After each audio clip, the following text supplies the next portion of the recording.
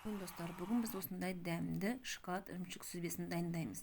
Ол үшін біз ыдысымызға ірімшікті салып аламыз. Оның үстіне қант ұнтағын себеміз. Және де кокосовый стружканы саламыз. Салып, жақсылап араластырамыз. Мен алдын ала сары майды ертіп алдым. Соны үстіне құямыз.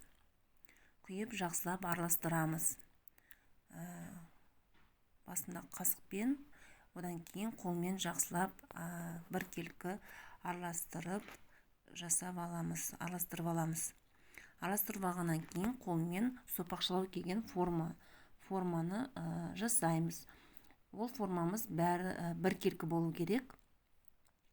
Біркелкі, сөйтіп оны тақтамызға қоямыз. Қоямызда бәрін біркелкі қылып жасап алып, қойып 15-20 минутке морозильникке саламыз. Одан кейін біз шоколадты алып ертеміз. Ертіп алғаннан кейін үстіне сары май құямыз.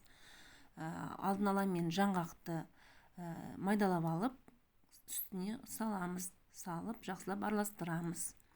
Жаңағы морозильниктегі дайын болған сүзбемізді алып, осы шоколадқа батырамыз.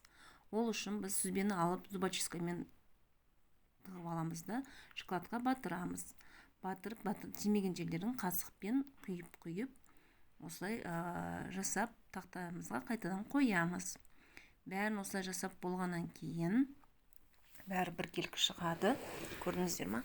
Одан кейін морозильникке бір жарты сағатқа қойып қоямыз. Шоколад қатқанша. Шоколад қатқаннан кейін біз әдемілеп тарелкамызға, зубочистканы алып тастап, тарелкамызға әдемілеп қоямыз. Жасап көрсеңіздер болады. Сүзбені ірімшікті жемейтін балалар осылай алдап өстіп жегізуге болады.